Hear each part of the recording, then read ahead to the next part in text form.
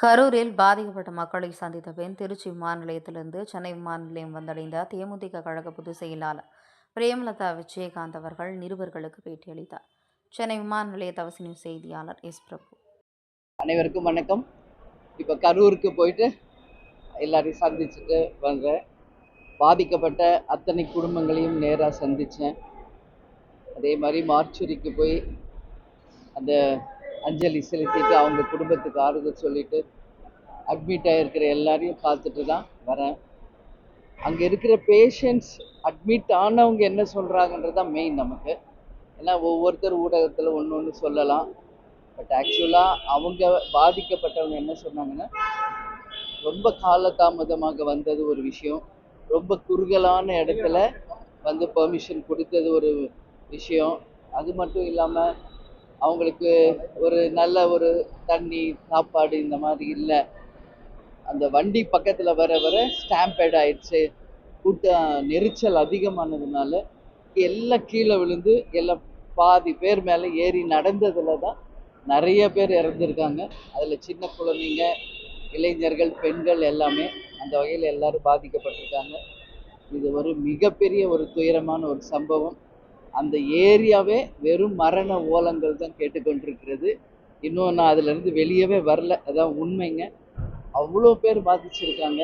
So இது வந்து மிகப்பெரிய ஒரு ஒரு துக்ககரமான நாளாக தான் நான் பார்க்குறேன். இப்போ இப்போ நடக்கக்கூடிய இந்த பிரச்சாரங்கள், இந்த மாதிரி பொதுக்கூட்டங்கள் தொடர்ந்து ஆம்புலன்ஸ்கள் வந்து அடிக்கடி வந்துட்டு இருக்கு. அது ஒரு புரிதா இருக்கு. எப்படி பாத்தீங்கன்னா எடப்பாடியோட நிகழ்ச்சியை வந்தது எங்க மீட்டிங்லயே வருது. எவ்வளோ நாங்கள் ஃபேஸ் பண்ணிக்கிட்டு தான் இருக்கோம். இது ஒரு எல்லா மீட்டிங்லையும் வந்து ஒரு ஆம்புலன்ஸ் வர்றது ஒரு புது பழக்கமாக இருக்குது. நிச்சயமாக அது வந்து கண்டிக்கப்பட வேண்டிய விஷயம். இங்கே மீட்டிங் நடக்குதுன்னு தெரியுது, வேற பக்கம் டைவர்ட் பண்ணி ஆம்புலன்ஸ் அனுப்ப முடியாதா? அது க்ரௌடுக்குள்ளேயே தான் வேணும்னு வருதா? அது என்னன்றத கவர்மெண்ட் தான் விளக்கம் கொடுக்கணுங்க. அந்த ஒரு வழி தான் இருக்கா? எவ்வளோ வழிகள் இருக்கு. எல்லா இடத்துலையுமே எங்கே கூட்டம் நடக்குது அங்கே தான் ஆம்புலன்ஸ் வருது. அவங்க மக்களே சொல்கிறாங்க, ஆம்புலன்ஸும் வந்ததுக்கு அப்புறம் தான் கூட்ட நெரிச்சல் அதிகமாச்சு, லட்டி சார்ஜ் பண்ணாங்க, அதுக்கப்புறமா தான் இவ்வளோ தூரம் ஆச்சு அப்படின்னு மக்கள் சொல்கிறாங்க. இதுக்கெல்லாம் பதில் வந்து கவர்மெண்ட் தான் சொல்லணும். அதே போல இந்த போதுமான பாதுகாப்புகள் வந்து கொடுக்கப்படுறது. ஏன்னா சிஎம்மோட நிகழ்ச்சிக்கு வந்து பார்த்தீங்கன்னா 5000 போலீஸ் வந்து பாதுகாப்பாக இருக்காங்க.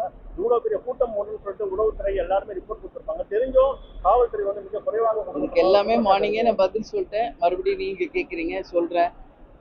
எப்போவுமே ஆளுங்கட்சிக்கு மட்டும்தாங்க காவல்துறை சப்போர்ட்டாக இருப்பாங்க, மற்ற யாருக்கும் சப்போர்ட்டிவாக இருக்க மாட்டாங்க. இன்றைக்கே நான் கண்கூட பார்த்தேன். திருச்சி ஏர்போர்ட்லேருந்து கரூர் வரைக்கும் வழி நெடுக்க போலீஸ் குவிக்கப்பட்டிருக்கிறார்கள். ஆனால் ஆயிரக்கணக்கான மக்கள் கூட நேரத்தில் எண்ணி விரல் விடக்கூடிய அளவு கூட காவல்துறை இல்லை. இது கடந்த 20 வருஷமாக நாங்கள் பார்த்துக்கிட்டு இருக்கோம். இப்போ இருக்கிறவங்க இப்போ அதை சந்திக்கிறாங்க. பல சவால்கள் இருக்குங்க, பல்வேறு விதமான வந்து சந்தேகங்கள் இதுக்கு பின்னாடி இருக்குங்க.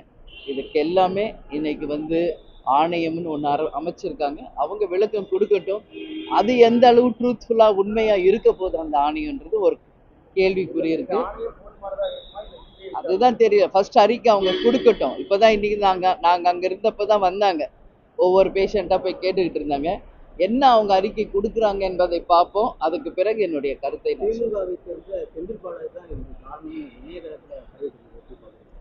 அவர் தான் நாங்கள் அமைச்சர். அதனால எல்லாருக்கும் அந்த ஒரு இது இருக்கு. அடுத்த 10வது நிமிஷம் ஹாஸ்பிட்டலில் போறாரு அவரு. அந்த கூட்டத்திலேருந்து வெளியே வர்றதுக்கே எப்படி 1 மணி நேரம் அவங்க யாராக இருந்தாலும். அதனால தான் எல்லாருக்குமே இது என்ன, இது பின்னாடி ஏதாவது பிளான் இருக்கான்ற மாதிரி எல்லாருமே அங்கே பேசுறாங்க. அந்த ஸ்பாட்லேயே இதை தான் எல்லாரும் பேசுறாங்க. அதுக்கு தான் நான் சொல்றது, இதுக்கு அன்னைக்கு விளக்கத்தை தர வேண்டியது அரசாங்கம். கள்ளக்குறிச்சியில வந்து பாத்தீங்கன்னா அதிகமான உயிரிழப்பு நடந்திருக்கு. அதே மாதிரி இந்த லாக்அவுட் டெஸ்ட் இந்த மாதிரி விஷயங்களை வந்து அமைச்சர்களோ, அதாவது துணை முதல்வர் வந்து தன்னோட பயணத்தை கேன்சல் பண்றது, முதல்வர் யாரும் போய் சந்திக்காத நேரத்துல இந்த விஷயத்துல இவர் மும்மரு காட்டுறதுக்கு இருக்காதுன்னு இருக்கு. இவ்வளோ உயிர் சேதம் எங்கேயா பார்த்துருக்கோமா தமிழ்நாட்டில்? இன்னைக்கு எல்லா அரசியல் கட்சியும் தான் இன்னைக்கு வந்து மாநாடுகள் நடத்துகிறோம், பொதுக்கூட்டம் நடக்கிறோம், எல்லாமே பண்ணுறோம். ஆனால் 41 உயிர் இன்னைக்கு ஒரு அரசியல் கட்சி மீட்டிங்கில் இவ்வளோ பெரிய உயிர் சேதம் இதான் ஃபர்ஸ்ட் டைம் தமிழ்நாட்டில் நடக்குது. அப்போ நிச்சயமாக இது உலக கவனத்தை இன்னைக்கு கரூர் பக்கம் திருப்பி இருக்கிறது. இது வந்து உண்மையிலே ஒரு அபாயகரமான ஒரு நிகழ்வாக நான் பார்க்குறேன். இது நல்லதில்லை நாட்டுக்கும் சரி மக்களுக்கும் வந்து நல்ல அவேர்னஸ் வரணும், விழிப்புணர்வு வரணும், எங்கே குழந்தைங்களை கூட்டு போகணும், பெண்கள் எங்கே போகணும் அப்படின்றதுல அவங்களும் புரிதல் வேணுங்க. அது மட்டும் இல்லை, இன்னைக்கு நான் விஜய் கிட்ட கூட சொல்லியிருக்கேன், விஜய்க்கே அட்வைஸ் பண்ணியிருக்கேன். உங்களுக்கு பாதுகாப்பு மேலே 4 பவுன்சர்ஸ் நிற்கிறாங்க, உங்களை தேடி வர அந்த தொண்டர்களுக்கு நீங்கள் என்ன பாதுகாப்பு ஏற்படுத்துனீங்க? வெறும் கவர்மெண்ட்டையும் காவல்துறையும் நம்பி போனால் அது எப்படி இருக்கும்? இப்போ எங்களுக்கெல்லாம் 2005 கட்சி ஆரம்பிச்சதுலேருந்து எங்களுடைய தொண்டர் படை எங்களுக்கு அவங்க தான் சப்போர்ட்.